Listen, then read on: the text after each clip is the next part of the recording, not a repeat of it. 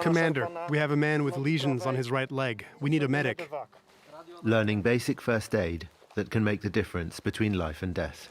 100 meters from your position, 20 meters from main road to the left. Copy over. This exercise is part of a training session in real-life conditions. Stanisław has been attending every month for 4 years. Now we're waiting for assistance. The others are looking after him while I send the coordinates.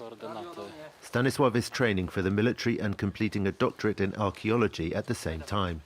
Like some 40,000 other Poles, he has joined the country's Territorial Defence Forces, a form of military service that consists of 2 weeks initial training, then 1 intensive weekend per month. After 2014, global politics shifted somewhat with the start of the First War in Ukraine.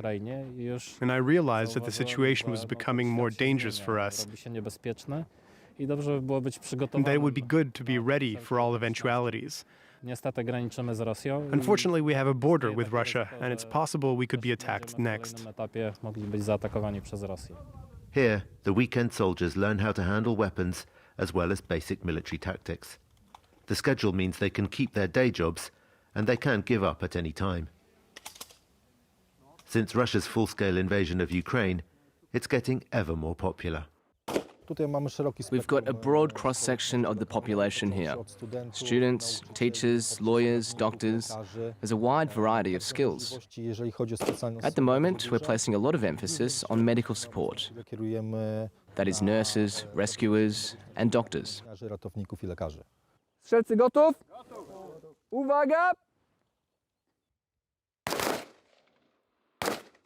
Alexander, who's 29, spends his weekdays among the archives at Poland's National Memory Institute, where he's a civil servant. But he says he feels ready to take up arms if Russia invades. I've been attending these trainings for more than 4 years. So I've had time to adapt and hone my skills. I feel as good as any shooter now. Poland's armed forces are actively recruiting. The tests are made up of several parts. We're going to start with the personality test, which should take about an hour.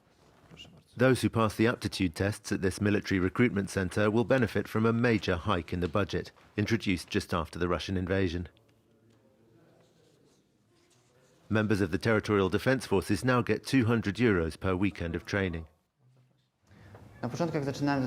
My initial interest in this was for financial reasons. I was still at school and looking for a way to earn a bit of money. My friends who were already serving in the Territorial Defence Forces encouraged me to sign up.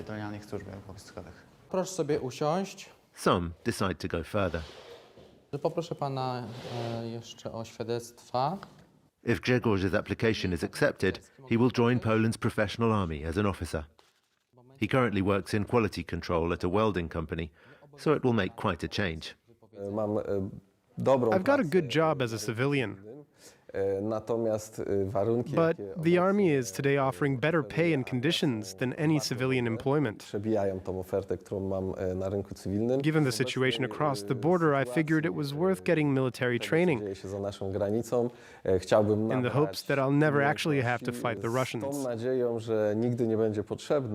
But it's better to be ready for anything that might happen. Poland is pouring money into making military careers more attractive. It aims to double the size of its armed forces within the next 10 years without reintroducing compulsory military service. We have to get the message across to society that the army is a professional career option. That's why we're buying all kinds of advertising in order to promote the armed forces. We're present at employment fairs and other events, thanks to which there are more and more people who come to see us, already having a decent idea of what military service means. But while the army is preparing for war, little is in place to protect civilians if it breaks out. There's a shelter in this building, a proper reinforced bunker, but there's no sign telling you where it is, so people have no idea. That's why it's so important to have an application that shows all the shelters on a map. The app has been created by the fire brigade. Simply called Schrony, or shelters, It lists all the places people can go in the event of an air raid. In this area, for example, we can see that there are not many shelters. You've got 1, 2, 3, 4. In total, there are only 903 in the whole country, enough to shelter just 4% of the population. Yet during the Cold War, Poland had built up much better crisis infrastructure. For many years, we thought the military threat had disappeared, that we would never have to worry about it again. So lots of municipalities and lots of owners of these shelters converted them for other uses, clubhouses or gyms, for example. So they disappeared from the map. But the authorities have begun to address the issue. Warsaw City Hall has announced an investment of 17 million euros to build new bunkers and organise evacuation exercises for residents. If war does come, Poland wants to be ready.